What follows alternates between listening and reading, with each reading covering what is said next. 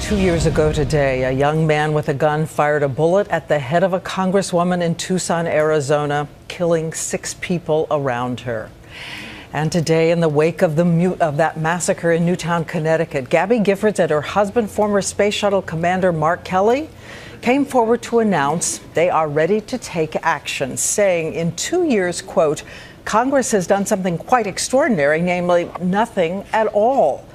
Tonight, the two of them speak out, an exclusive interview with ABC, saying, if not now, when?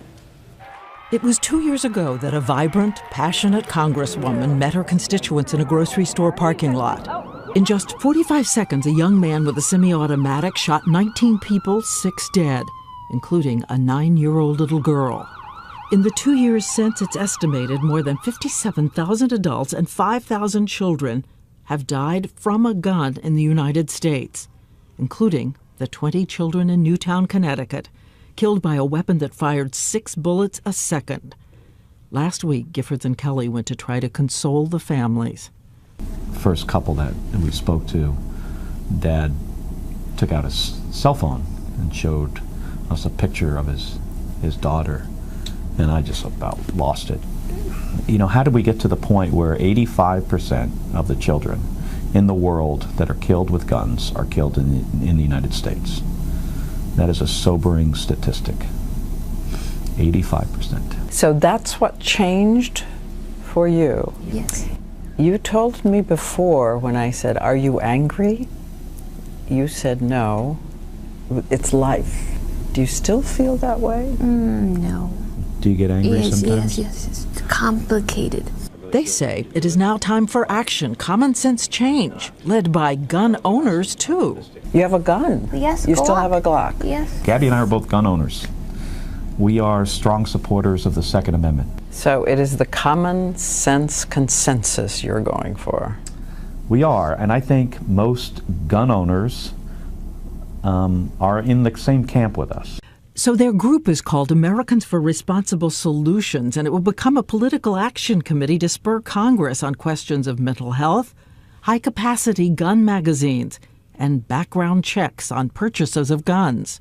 I bought a gun at Walmart recently, and I went through a background check. Why can't we just make it more difficult for criminals and the mentally ill to get guns? But the NRA would say to you they can get them illegally. I don't agree with that. The gun lobby even opposes a gun purchaser being checked against the terrorist watch list. I mean, doesn't that seem like a common sense thing to do? But they made these arguments. The only thing that stops a bad guy is a good guy with a gun. If there'd been somebody with a gun there in that parking lot with Jared Loughner.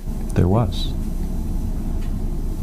There was somebody with a gun, other than Jared Loughner. He says there was a man nearby who had a gun in his pocket, but almost accidentally shot the hero. Nearly shot the man who took down Jared Loughner by a good guy with a gun. And 2 years after Jared Loughner opened fire, it is still a kind of miracle that Congresswoman Giffords survived. A bullet had torn a tunnel through her brain. Yeah, that's it. That's a thumb. We saw her incredible spirit, her indestructible will, and the recovery, moving so fast doctors were amazed at the pace. Today, she says she is still making gains, but every one is hard fought. It's been a long 2 years? Oh, so slowly. So slowly. Tell me the happiest part of your lives these days. Family. And the hardest part? Every day. I don't like it all. I don't like it all. I'm sad. Right? Awful. She is trying to say because of her injury, she has trouble seeing on the right side. She only has peripheral vision on her left. But in the room with her, there's no doubt she understands quickly, which she says makes it more frustrating when she doesn't have the words to answer. What's the next mountain you want to climb? It's the very quick back and forth that's a struggle, right? Yes, struggle.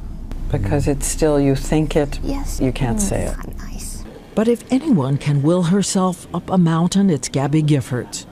Today, she has a service dog named Nelson to retrieve things, steady her. But she will not give up trying. Lots of therapy every day. Physical therapy, yoga, speech therapy. Your right toe started moving a little bit. Yes, toe. Recently. That's been positive. Yes. You're walking faster, and if I tug you along, you can go even faster. But even if it's hard for her to walk, Okay, let's go. they say she will be walking the halls, taking her case to the Capitol. So if any members of Congress decide to do nothing, they have to say it to her. When it can happen to children in a classroom, it's time to say Enough.